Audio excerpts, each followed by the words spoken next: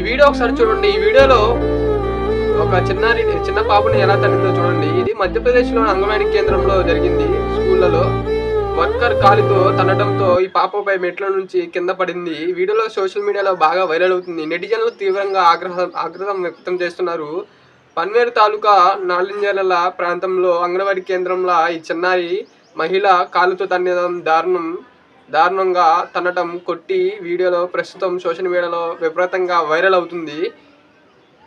ఈ వీడియో చూసిన తర్వాత ఎవరైనా పిల్లలను అసలు బడికి పంపించాలా వద్దా అనే భయంతో ఆందోళనలతో కలగగా మానవులు అంతా చిన్న డబ్ల్యూపై అంత నిర్ణయంకి దాడి చేయగా ఈ మహిళకు మనసే ఎలా ఒప్పిందో అర్థం కావడం లేదు.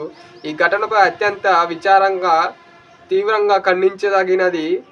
బాధితులపై చిన్నారికి తక్షణమే న్యాయం జరగాలంటూ అనుమానాస్పదంగా ఒడిగట్టిన ఈ మహిళపై పరిపాలన యంత్రాంగం పోలీసులు కఠిన చర్యలు తీసుకోవాలని ప్రజల నుంచి తీవ్రంగా డిమాండ్ చేస్తున్నారు.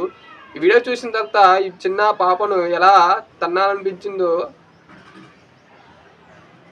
పాపం అనిపిస్తుంది కదా. చిన్నారి మెట్ల మించి కింద పడిపోయింది. ఎలా తన్నిందో చూడు.